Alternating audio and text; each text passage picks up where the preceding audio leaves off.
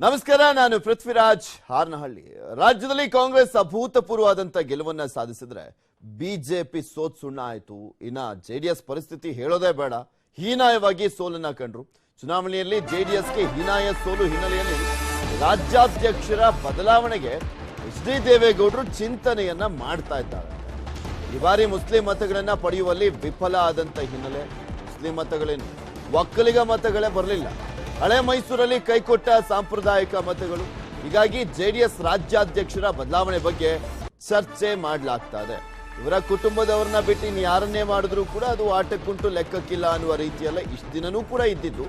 ಈಗ ಯಾರನ್ನು ಮಾಡ್ತಾರೆ ನೋಡ್ಬೇಕು. ಈಗ ರಾಜ್ಯಾಧ್ಯಕ್ಷ ಹುದ್ದೆಗೆ ಭವಾನಿ ರೇವಣ್ಣ ಹೆಸರು ಮುನ್ನೆಲೆಗೆ ಬಂದಿದೆಯಂತೆ.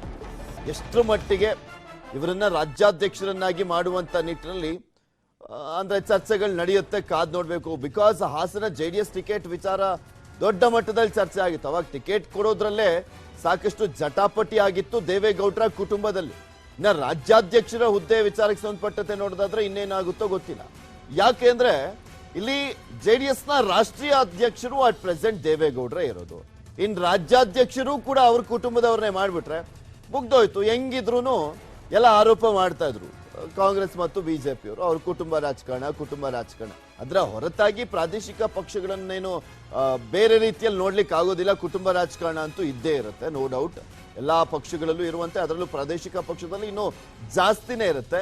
ಈಗ ಭವಾನಿ ರೇವಣ್ಣ ಅವ್ರನ್ನ ಏನಾದ್ರೂ ಮಾಡುವಂತ ನಿಟ್ಟಿನಲ್ಲಿ ಅಕಸ್ಮಾತ್ ಅದ್ರ ಬಗ್ಗೆ ಚಿಂತನೆ ನಡೆದ್ರೆ ಇನ್ನಷ್ಟು ಟೀಕೆ ಗುರಿಯಾಗುವಂತ ಸಾಧ್ಯತೆ ಇದೆ, ಕಾದ್ ನೋಡ್ಬೇಕು. ಇಬ್ರಾಹಿಂ ಅವ್ರನ್ನ ವಿಧಾನ ಪರಿಷತ್ ಸದಸ್ಯರಾಗಿದ್ದಂಥವ್ರು, ಅವರನ್ನ ರಾಜ್ಯಾಧ್ಯಕ್ಷರನ್ನಾಗಿ ಮಾಡ್ತೀವಿ ಅಂತ ಹೇಳಿದಂತ ಕಾರಣಕ್ಕೋಸ್ಕರನೇ ವಿಧಾನ ಪರಿಷತ್ ಸ್ಥಾನಕ್ಕೆ ರಾಜೀನಾಮೆ ಕೊಟ್ಟು ಇಬ್ರಾಹಿಂ ಅವರು ಜೆಡಿಎಸ್ ಪಕ್ಷಕ್ಕೆ ಬಂದಿದ್ದು.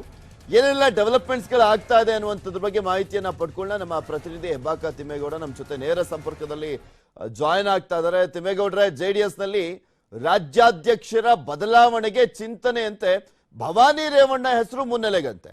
ಈಗ ಆಲ್ರೆಡಿ ರಾಷ್ಟ್ರೀಯ ಅಧ್ಯಕ್ಷರು ದೇವೇಗೌಡ್ರೆ ಇರೋದಪ್ಪ. ಇನ್ನ ರಾಜ್ಯಾಧ್ಯಕ್ಷರನ್ನು ಕೂಡ ಅವ್ರ ಕುಟುಂಬದವ್ರನ್ನೇ ಮಾಡಿಬಿಟ್ರೆ ಈಗ ಆಲ್ರೆಡಿ ಯುವ ಘಟಕದ ರಾಜ್ಯಾಧ್ಯಕ್ಷ ಬೇರೆ ನಿಖಿಲ್ ಕುಮಾರಸ್ವಾಮಿ ಇರೋದು. ಕಂಪ್ಲೀಟ್ ಆಗಿ ಪಕ್ಷ ಕುಟುಂಬದಲ್ಲೇ ಹಿಡಿತದಲ್ಲೇ ಇದ್ದಂತಾಗುತ್ತೆ ಅನ್ನುವಂತ ಲೆಕ್ಕಾಚಾರನ ಏನು ಅಂತ ಯಾರ್ಯಾರ ಹೆಸರೆಲ್ಲ ಕೇಳಿ ಬರ್ತಾ ಇದ್ದ ರಾಜ್ಯಾಧ್ಯಕ್ಷ ಹುದ್ದೆಗೆ?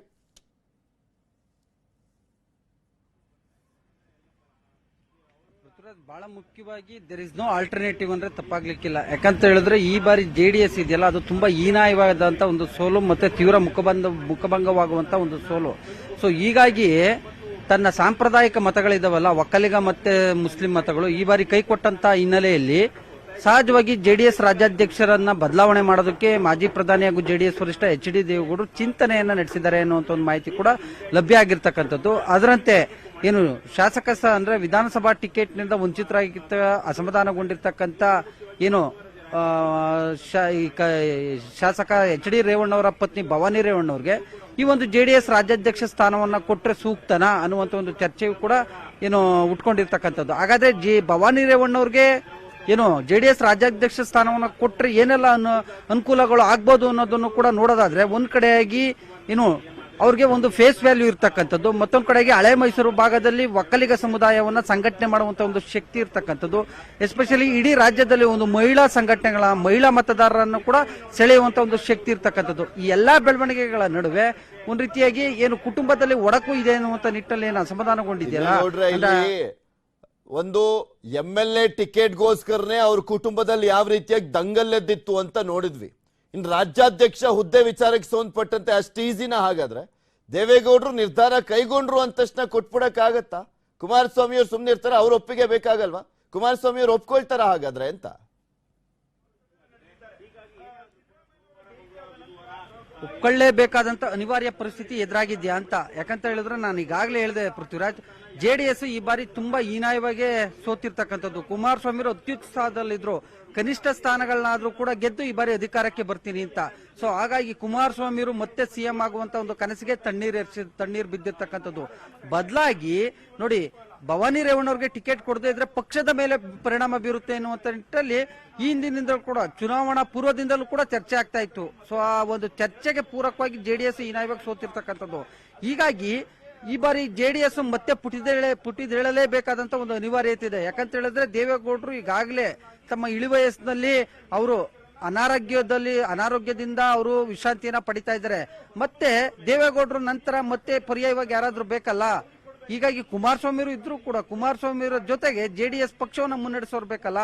ಹೀಗಾಗಿ ಕುಮಾರಸ್ವಾಮಿ ಜೊತೆಗೆ ಅವರ ಒಂದು ಕುಟುಂಬದ ಸದಸ್ಯರಾಗಿರ್ತಕ್ಕಂಥ ಪತ್ನಿ ಭವಾನಿ ರೇವಣ್ಣವರು ಕೂಡ ಏನಾದ್ರೂ ಸಾಥ್ ಕೊಟ್ರೆ, ಭವಾನಿ ರೇವಣ್ಣವ್ರಿಗೆ ಏನಾದ್ರೂ ಜೆಡಿಎಸ್ ರಾಜ್ಯಾಧ್ಯಕ್ಷ ಸ್ಥಾನವನ್ನ ಕೊಟ್ಟಿದ್ದೇ ಆಗಿದ್ದಲ್ಲಿ ಒಂದಷ್ಟು ಮಟ್ಟಿಗೆ ಒಂದ್ ರೀತಿ ಪಕ್ಷಕ್ಕೆ ಬೂಸ್ಟ್ ಬರ್ಬೋದು ಅಂತ. ಯಾಕಂತ ಹೇಳಿದ್ರೆ ಶೀಘ್ರದಲ್ಲೇ ಎದುರಾಗ್ತಾ ಇದೆ, ಏನು ಬಿಬಿಎಂಪಿ ಚುನಾವಣೆ ಎದುರಾಗ್ತಾ ಇದೆ, ತಾಲೂಕು ಪಂಚಾಯತಿ ಜಿಲ್ಲಾ ಪಂಚಾಯತಿ ಚುನಾವಣೆ ಎದುರಾಗ್ತಾ ಇದೆ, ಮತ್ತೊಂದು ಕಡೆಗೆ ಲೋಕಸಭಾ ಚುನಾವಣೆ ಎದುರಾಗ್ತಾ ಇದೆ. ಹೀಗಾಗಿ ಭವಾನಿ ರೇವಣ್ಣವ್ರಿಗೆ ಟಿಕೆಟ್ ಅನ್ನ ಕೊಟ್ಟರು ಮಾತ್ರ ಒಂದು ಏನೋ ರೇವಣ್ಣ ಕುಟುಂಬ ತುಂಬಾ ಒಮ್ಮತವಾಗಿ ತುಂಬಾ ಒಗ್ಗೂಡಿ ಕೆಲಸವನ್ನ ಮಾಡುತ್ತೆ ಅಂತ. ಈಗಾಗಲೇ ನೋಡಿ ರೇವಣ್ಣವ್ರ ಕುಟುಂಬ ಯಾವಾಗ ಭವಾನಿ ರೇವಣ್ಣರಿಗೆ ಟಿಕೆಟ್ ಅನ್ನ ಕೈ ತಪ್ಪಿಸಿದ್ರಲ್ಲ, ರೇವಣ್ಣ ಕುಟುಂಬ ಇಲ್ಲಿ ತಾಲೂಕ್ ಪಂಚಾಯತಿ ಜಿಲ್ಲಾ ಪಂಚಾಯತಿ ಅನ್ನೋದಕ್ಕಿನ್ನ ಒಂದು ಜಿಲ್ಲಾಧ್ಯಕ್ಷರಾಗಿ ಆದ್ರೂ ಅನುಭವ ಇರಬೇಕು. ಅಟ್ಲೀಸ್ಟ್ ಇಲ್ಲ ಅಂದ್ರೆ MLA ಆಗಾದ್ರೂ ಅನುಭವ ಇರಬೇಕಾಗತ್ತೆ. ಈ ಯಾವ ಮಾನದಂಡ ಅಂತ? ಬಿಕಾಸ್ ರಾಜ್ಯಾಧ್ಯಕ್ಷ ಹುದ್ದೆ ಅನ್ನುವಂಥದ್ದು ಅಷ್ಟು ಈಸಿ ಅಲ್ಲ. ಎಲ್ಲ 224 ಕ್ಷೇತ್ರಗಳನ್ನ ಸುತ್ತಿ ಪಕ್ಷವನ್ನ ಕಟ್ಟುವಂತ ನಿಟ್ಟಿನಲ್ಲಾದ್ರೂ ನೋಡ್ಬೇಕಾಗುತ್ತೆ. ಅಟ್ಲೀಸ್ಟ್ ಈಗ JDS ಏನ್ ಹಳೆ ಮೈಸೂರು ಭಾಗಕ್ಕೆ ಸೀಮಿತ ಆಗಿದೆ, ಆ ಲೆವೆಲ್ಗಾದ್ರೂ ನೋಡೋದಾದ್ರೂ ಕೂಡ ಅನುಭವ ಬೇಕಾಗುತ್ತಲ್ಲ ಅಂತ.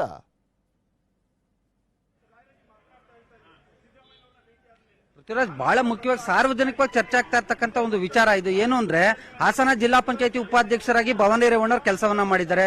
ಮತ್ತೊಂದು ಕಡೆಯಾಗಿ ಮಾಜಿ ಸಚಿವ HD ರೇವಣ್ಣವರ ಅನುಪಸ್ಥಿತಿಯಲ್ಲಿ ಇಡೀ ಹಾಸನ ಜಿಲ್ಲೆಯ ಒಂದು ರಾಜಕಾರಣವನ್ನ ನಿರ್ವಹಿಸುವಂತ ಒಂದು ಕೆಪಾಸಿಟಿ ಭವಾನಿ ರೇವಣ್ಣ ಇರ್ತಕ್ಕಂಥದ್ದು.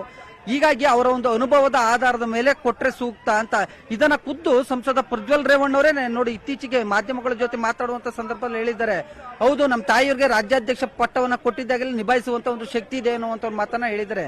ಸೊ ಹೀಗಾಗಿ ದೇವೇಗೌಡರು ಅಳದು ತೂಗಿ ಒಂದೇ ಕಲ್ಲಲ್ಲಿ ಎರಡಕ್ಕಿ ಹೊಡೆಯುವಂತ ಒಂದು ಪ್ರಯತ್ನ ಮಾಡಿದ್ರ ಅಂತ. ಒಂದ್ ಕಡೆಗೆ ಕುಟುಂಬದ ಆಂತರಿಕ ಕಚ್ಚಾಟವೂ ಕೂಡ ಶಮನ ಆಗ್ಬೇಕು, ಮತ್ತೊಂದ್ ಕಡೆಗೆ ಪಕ್ಷವೂ ಕೂಡ ಬೂಸ್ಟ್ ಪಡ್ಕೊಳ್ಬೇಕು. ಈ ನಿಟ್ಟಿನಲ್ಲಿ ಎಚ್ಚೆತ್ತುಕೊಂಡಿರ್ತಕ್ಕಂಥ ದೇವೇಗೌಡರು ಒಂದು ಚಿಂತನೆ ಮುನ್ನೆಲೆಗೆ ತಂದಂತ ಸಂದರ್ಭದಲ್ಲಿ ಬೂಸ್ಟ್ ಆಗುತ್ತಾ ಬ್ಲಾಸ್ಟ್ ಆಗುತ್ತಾ ಅಂತ. ಧನ್ಯವಾದ ನಿಮ್ಮೆಲ್ಲ ಮಾಹಿತಿಗಾಗಿ. ಸಿದ್ದರಾಮಯ್ಯ ಸರ್ಕಾರಕ್ಕೆ ನಟ ಚೇತನ್ ಹಲವು ಬೇಡಿಕೆಯನ್ನ ಇಟ್ಟಿದ್ದಾರೆ. 4% ಮುಸ್ಲಿಂ OBC ಮೀಸಲಾತಿ ಮರುಸ್ಥಾಪನೆಗೆ ಒತ್ತಾಯ ಮಾಡಿದ್ದಾರೆ. ಆಕ್ಚುಲಿ ಕಾಂಗ್ರೆಸ್ ಅವರು ಮುಂಚೆನೆ ಹೇಳಿದ್ರು, ನಾವು ಅಧಿಕಾರಕ್ಕೆ ಬಂದಂತ ಸಂದರ್ಭದಲ್ಲಿ ಮುಸ್ಲಿಮರಿಗೆ ಈ ಹಿಂದೆ ಅಂದ್ರೆ ಬಿಜೆಪಿ ಗವರ್ಮೆಂಟ್ 2B ಮೀಸಲಾತಿಯಲ್ಲಿ ಕೊಡ್ಲಾಗ್ತಾ ಇದ್ದಂತ ಮುಸ್ಲಿಂ ಮೀಸಲಾತಿಯನ್ನ ಏನ್ ರದ್ದು ಮಾಡಿದ್ದಾರೆ ಅದನ್ನ ನಾವು ವಾಪಸ್ ತರ್ತೀವಿ ಅಂತ ಹೇಳಿದ್ರು. ಈಗ ಅದನ್ನೇ ಒತ್ತಾಯ ಮಾಡಿದ್ದಾರೆ ಚೇತನ್. ಮತಾಂತರ ವಿರೋಧಿ ಮಸೂದೆಯನ್ನ ತೆಗೆದು ಹಾಕ್ಲಿಕ್ಕೆ ಬೇಡಿಕೆಯನ್ನ ಇಟ್ಟಿದ್ದಾರೆ. ಇದ್ರ ಬಗ್ಗೆನೂ ಕೂಡ ಕಾಂಗ್ರೆಸ್ ಈಗ ಆಲ್ರೆಡಿ ಚಿಂತನೆ ಮಾಡಿದ್ದಾರೆ. ಚೇತನ್ ಹೇಳಿದ್ರು ಅನ್ನುವ ಕಾರಣಕ್ಕೋಸ್ಕರ ಅವ್ರು ತೆಗ್ದಾಕೋದು ಬಿಡೋದು ಅಂತಲ್ಲ. ಅವರಲ್ಲಿ ತುಂಬಾ ಜನ ಎಕ್ಸ್ಪರ್ಟ್ಸ್ಗಳಿದ್ದಾರೆ ಕಾಂಗ್ರೆಸ್ನಲ್ಲಂತ. ಎಲ್ಲ ಹಿರಿಯ ನಾಯಕರು ತುಂಬಾ ದೊಡ್ಡ ಮಟ್ಟದಲ್ಲೇ ಇರುವಂತದ್ದು. ಅದೆಲ್ಲವನ್ನು ಕೂಡ ಚಿಂತನೆ ಮಾಡ್ತಾರೆ. ಬಟ್ ಇವರು ಕೂಡ ನನ್ನವು ಬೇಡಿಕೆಗಳಿದಾವೆ ಅಂತ ಒಂದು 4 ಪ್ರಮುಖವಾದಂತ ಒಂದು 5 ಬೇಡಿಕೆಗಳನ್ನ ಇಟ್ಟಿದ್ದಾರೆ. ಇದ್ರ ಬಗ್ಗೆ ಇನ್ನಷ್ಟು ಮಾಹಿತಿಯನ್ನ ಕೊಡ್ತಾರೆ ನಮ್ಮ ಪ್ರತಿನಿಧಿ ತಿಮ್ಮೇಗೌಡರು. ದೂರವಾಣಿ ಸಂಪರ್ಕದಲ್ಲಿ ಜಾಯಿನ್ ಆಗ್ತಾ ಇದ್ದಾರೆ. ತಿಮ್ಮೇಗೌಡ್ರೆ, ಅಹಿಂಸಾ ಚೇತನ್ ಏನ್ ಬೇಡಿಕೆ ಇಟ್ಟಿದ್ದಾರೆ? ಪೃಥ್ವಿರಾಜ್, ಬಹಳ ಮುಖ್ಯವಾಗಿ ಮಾಜಿ ಸಿದ್ದರಾಮಯ್ಯವರು ಏನೋ ಮುಖ್ಯಮಂತ್ರಿಯಾಗಿ ಪ್ರಮಾಣ ವಚನವನ್ನು ಸ್ವೀಕರಿಸಿದಂತ ಬೆನ್ನಲ್ಲೇ ಇದೀಗ ನಟ ಹಾಗೂ ಒಂದು ರೀತಿ ಪ್ರಗತಿಪರ ಚಿಂತಕರ ಗುಂಪಿನಲ್ಲಿ ಏನು ಸೇರ್ಕೊಂಡಿರ್ತಕ್ಕಂಥ ನಟ ಚೇತನ್ ಅವರು ಇದೀಗ ತಮ್ಮ ಫೇಸ್ಬುಕ್ ನಲ್ಲಿ ಒಂದು ಪೋಸ್ಟ್ ಅನ್ನ ಮಾಡಿರ್ತಕ್ಕಂಥದ್ದು.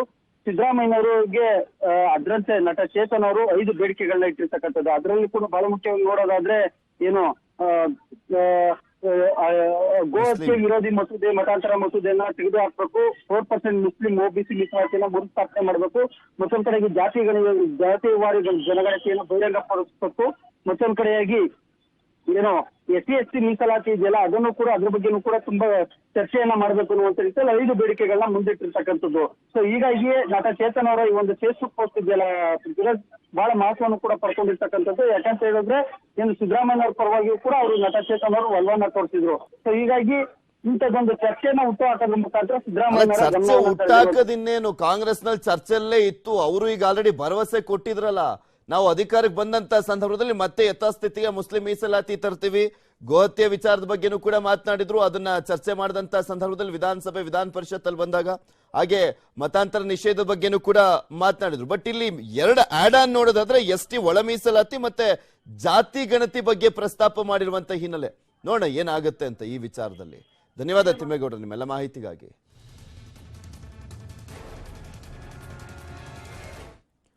ಭಟ್ಕಳ ಶಾಸಕ ಮಂಕಾಳು ವೈದ್ಯಗೆ ಸಚಿವ ಸ್ಥಾನಕ್ಕೆ ಆಗ್ರಹ ಮಾಡಲಾಗ್ತಾ ಇದೆ. ಸಾಮಾಜಿಕ ಜಾಲತಾಣಗಳಲ್ಲಿ ಸಚಿವ ಸ್ಥಾನಕ್ಕಾಗಿ ಆಗ್ರಹವನ್ನ ಮಾಡಲಾಗಿದೆ. ಮೀನುಗಾರ ಸಮುದಾಯದ ಏಕೈಕ ಶಾಸಕ ಮಂಕಾಳ ವೈದ್ಯ ಅವರಿಗೆ ಸಚಿವ ಸ್ಥಾನವನ್ನ ಕೊಡಬೇಕು ಅಂತ ಆಗ್ರಹ ಪಡಿಸಲಾಗ್ತಾ ಇದೆ. ಮೀನುಗಾರ ಸಮುದಾಯದ ಕೋಟಾದಡಿಯಲ್ಲಿ ಸಚಿವ ಸ್ಥಾನಕ್ಕೆ ಆಗ್ರಹಿಸಲಾಗ್ತಾ ಇದೆ. ಹ್ಯಾಶ್ಟ್ಯಾಗ್ ಮೇಕ್ ಮಂಕಾಳ ವೈದ್ಯ ಅವರ್ ಮಿನಿಸ್ಟರ್ ಅಂತ ಅಭಿಯಾನ ಕೂಡ ಶುರುವಾಗಿದೆ. ಒಂದು 3-4 ಅಭಿಯಾನ, ಮಿನಿಸ್ಟ್ರಿ ಫಾರ್ ಮಂಕಾಳ್ ವೈದ್ಯ ಅಂತ, ವಿ ವಾಂಟ್ ಮಂಕಾಳ ವೈದ್ಯ ಮಿನಿಸ್ಟರ್ ಅಂತ ಹ್ಯಾಶ್ಟ್ಯಾಗ್ ಮೂಲಕ ಅಭಿಯಾನವನ್ನ ಆರಂಭಿಸಲಾಗಿದೆ. ಶಾಸಕ ಮಂಕಾಳು ವೈದ್ಯ ಅಭಿಮಾನಿಗಳು ಈ ರೀತಿಯಾಗಿ ಅಭಿಯಾನವನ್ನು ಮಾಡ್ತಾ ಇದ್ದಾರೆ. 2ನೇ ಅವಧಿಗೆ ಶಾಸಕರಾಗಿ ಆಯ್ಕೆ ಆಗಿದ್ದಾರೆ ಮಂಕಾಳು ವೈದ್ಯ.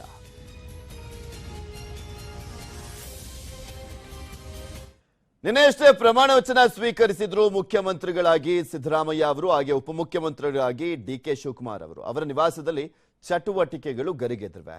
ಬೆಳಗ್ಗೆನೆ ಸಿಎಂ ಸಿದ್ದರಾಮಯ್ಯನವರಿಗೆ ವಿಶ್ ಮಾಡಲಿಕ್ಕೆ ಸಾಕಷ್ಟು ಸಂಖ್ಯೆಯಲ್ಲಿ ಅಭಿಮಾನಿಗಳು ಆಗಮಿಸಿದ್ದಾರೆ. ನೂತನ ಸಿಎಂಗೆ ಅಭಿಮಾನಿಗಳು ವಿಶ್ ಮಾಡ್ತಾ ಇದ್ದಾರೆ. ಇನ್ನು ಪೊಲೀಸ್ ಮಹಾನಿರ್ದೇಶಕ ಅಲೋಕ್ ಮೋಹನ್ ಸಹ ಸಿದ್ದರಾಮಯ್ಯ ನಿವಾಸಕ್ಕೆ ಕೆಲ ಹೊತ್ತು ಭೇಟಿ ಕೊಟ್ಟು ಮಾತುಕತೆಯನ್ನ ನಡೆಸಿದ್ರು. ಇನ್ನು ಸಿಎಂ ನಿವಾಸಕ್ಕೆ ಕಾಂಗ್ರೆಸ್ ಮುಖಂಡ ಎನ್ಆರ್ ಸೀತಾರಾಮ್ ಹಾಗೂ ಪುತ್ರ ರಕ್ಷಾರಾಮಯ್ಯ ಆಗಮಿಸಿದ್ರು. ಇನ್ನು ಡಿಕೆ ಶಿವಕುಮಾರ್ ಅವರ ನಿವಾಸಕ್ಕೆ ಮಾಜಿ ಶಾಸಕ ಆರ್.ವಿ. ದೇವರಾಜ್ ಹಾಗೂ ನಟ ನಿರ್ದೇಶಕ ಎಸ್ ನಾರಾಯಣ್ ಆಗಮಿಸಿದ್ರು. ನೂತನ ಡಿಸಿಎಂಗೆ ಶುಭಾಶಯವನ್ನ ಕೋರಿದ್ರು. ಈ ಮಧ್ಯೆ ಎಡಿಜಿಪಿ ಹರಿಶೇಖರನ್ ಕೂಡ ಡಿಕೆಶಿ ನಿವಾಸಕ್ಕೆ ತೆರಳಿ ಕೆಲ ಹೊತ್ತು ಮಾತುಕತೆಯನ್ನ ಮಾಡಿದರು.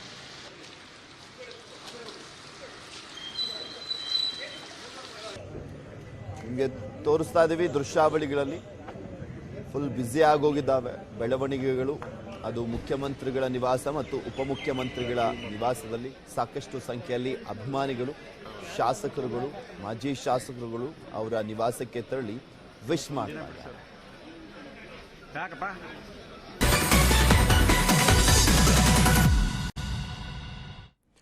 Welcome back. ಕೇಂದ್ರ ಸಚಿವ ನಿತಿನ್ ಗಡ್ಕರಿಗೆ ಬೆದರಿಕೆ ಪ್ರಕರಣಕ್ಕೆ ಸಂಬಂಧಪಟ್ಟಂತೆ ಆರೋಪಿ ಜಯೇಶ್ ಪೂಜಾರಿ ವಿರುದ್ಧ ಎನ್ಐಎನಲ್ಲಿ ಕೇಸ್ ದಾಖಲಾಗಿದೆ.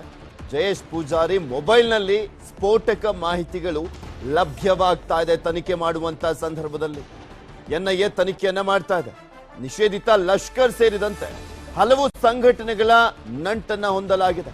ನಿಷೇಧಿತ ಪಿಎಫ್ಐ ಸಂಘಟನೆಗಳ ಜೊತೆನೂ ಕೂಡ ಸಂಪರ್ಕವನ್ನ ಹೊಂದಿದ್ದಂತೆ ಇವನು ಜಯೇಶ್ ಪೂಜಾರಿ. ವಿದೇಶಿ ಹ್ಯಾಂಡ್ಲರ್ಗಳ ಜೊತೆಗೂ ಕೂಡ ಜಯೇಶ್ ನಿರಂತರ ನಂಟನ್ನ ಹೊಂದಿದ್ದ ಅನ್ನುವಂಥದ್ರ ಬಗ್ಗೆ ಮಾಹಿತಿ ಲಭ್ಯವಾಗ್ತಾ ಇದೆ. ನಿತಿನ್ ಗಡ್ಕರಿ ಅವರು ಕೇಂದ್ರ ಸಚಿವರು, ಇವರ ಹತ್ಯೆಗೆ ಸಂಚನ್ನ ರೂಪಿಸಲಾಗಿತ್ತು. ಈ ಪ್ರಕರಣಕ್ಕೆ ಸಂಬಂಧಪಟ್ಟಂತೆ ಜಯೇಶ್ ಪೂಜಾರಿಯ ವಿಚಾರಣೆ ತೀವ್ರಗತಿಯಲ್ಲಿ ಸಾಗಿದೆ. ಇದ್ರ ಬಗ್ಗೆ ಇನ್ನಷ್ಟು ಮಾಹಿತಿಯನ್ನ ನೀಡ್ತಾರೆ ನಮ್ಮ ಪ್ರತಿನಿಧಿ ಮಂಜುನಾಥ್. ನೇರ ಸಂಪರ್ಕದಲ್ಲಿ ಜಾಯಿನ್ ಆಗ್ತಾ ಇದ್ದಾರೆ. ಮಂಜು, ಜಯೇಶ್ ಪೂಜಾರಿ ವಿಚಾರಣೆಯ ಸಂದರ್ಭದಲ್ಲಿ ಯಾವ್ಯಾವ ರೀತಿಯಾಗೆಲ್ಲ ಸ್ಫೋಟಕ ಮಾಹಿತಿಗಳು ಲಭ್ಯವಾಗ್ತಾ ಇದೆ? ಎಷ್ಟು ವರ್ಷದಿಂದ ಆತ ಉಗ್ರ ಸಂಘಟನೆಗಳ ಜೊತೆ ನಂಟನ್ನ ಹೊಂದಿದ್ದಂತೆ?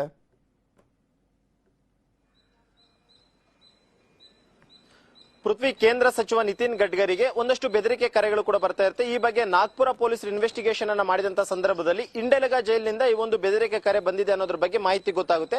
ಈ ಒಂದು ಕಾರಣಕ್ಕೋಸ್ಕರ ಜಯೇಶ್ ಪೂಜಾರಿಯನ್ನ ಈಗಾಗಲೇ ನಾಗ್ಪುರ ಪೊಲೀಸರು ವಶಕ್ಕೆ ಪಡೆದು ಎನ್ಕ್ವೈರಿಯನ್ನು ಕೂಡ ಅಷ್ಟೇ ಮಾಡಿದ್ರು. ಎನ್ಕ್ವೈರಿಯ ಸಂದರ್ಭದಲ್ಲಿ ಜೈಲಿನಲ್ಲಿ ಆತನನ್ನ ವಶಕ್ಕೆ ಪಡೆದಂತ ಸಂದರ್ಭದಲ್ಲಿ ಕೂಡ ಅಷ್ಟೇ ಅಲ್ಲಿ ಒಂದು ಮೊಬೈಲ್ ಮತ್ತು ಒಂದು ಸಿಮ್ ಕಾರ್ಡ್ ಸಿಕ್ಕಿತ್ತು. ಅದನ್ನ ಪೂರ್ವ ಪರಿಶೀಲನೆಯನ್ನ ಮಾಡಿದಂತಹ ಸಂದರ್ಭದಲ್ಲಿ ಒಂದಷ್ಟು ಸ್ಫೋಟಕ ವಿಚಾರಗಳು ಈಗಾಗಲೇ ನಾಗ್ಪುರ ಪೊಲೀಸರ ಇನ್ವೆಸ್ಟಿಗೇಷನ್ ಅಲ್ಲಿ ಗೊತ್ತಾಗಿದೆ. ಅದರಲ್ಲೂ ಕೂಡ ಅಷ್ಟೇ ಈತ ನಿಷೇಧಿತ ಒಂದು ಉಗ್ರ ಸಂಘಟನೆಗಳ ಜೊತೆ ಕೂಡ ಅಷ್ಟೇ ನಿರಂತರದಲ್ಲಿ ಸಂಪರ್ಕದಲ್ಲಿದ್ದ ಅನ್ನುವಂಥದ್ದು ಕೂಡ ನಾಗ್ಪುರ ಪೊಲೀಸರ ಇನ್ವೆಸ್ಟಿಗೇಷನ್ ಅಲ್ಲಿ ಬಯಲಾಗಿತ್ತು. ಜೊತೆಗಿದ್ದ ಬಾಂಬ್ ಅನ್ನು ತಯಾರಿಕೆ ಮಾಡುವಂತಹ ಒಂದಷ್ಟು ವಿಚಾರಗಳ ಕುರಿತಾಗಿಯೂ ಕೂಡ ಅಷ್ಟೇ ಒಂದಷ್ಟು ಹ್ಯಾಂಡ್ಲರ್ಗಳ ಜೊತೆ ಕೂಡ ಅಷ್ಟೇ ಈತ ಮಾತುಕತೆಯನ್ನ ನಡೆಸಿದ್ದ ಅನ್ನುವಂಥದ್ದು ಕೂಡ ತನಿಖೆ ವೇಳೆಯಲ್ಲಿ ಬಯಲಾಗಿತ್ತು. ಈ ಕಾರಣಕ್ಕೋಸ್ಕರ ಎನ್ಐಎ ಅವರಿಗೆ ಅಧಿಕಾರಿಗಳು ಕೂಡ ಅಷ್ಟೇ ನಾಗ್ಪುರ ಪೊಲೀಸರು ಮಾಹಿತಿಯನ್ನ ಕೊಟ್ಟಿದ್ರು. ಸದ್ಯಕ್ಕೆ ನಾಗ್ಪುರ ಪೊಲೀಸರ ಮಾಹಿತಿ ಮತ್ತು ಆತನ ಮೊಬೈಲ್ ನಲ್ಲಿ ಸಿಕ್ಕಂತ ಒಂದಷ್ಟು ಸಾಕ್ಷ್ಯಾಧಾರಗಳ ಹಿನ್ನೆಲೆಯಲ್ಲಿ ಈಗಾಗಲೇ ಎನ್ಐಎ ಅಧಿಕಾರಿಗಳು ಪ್ರಕರಣವನ್ನು ದಾಖಲು ಮಾಡಿಕೊಂಡು ಇನ್ವೆಸ್ಟಿಗೇಷನ್ ಅನ್ನು ಕೂಡ ಈಗಾಗಲೇ ಶುರು ಮಾಡಿರುವಂತದ್ದು.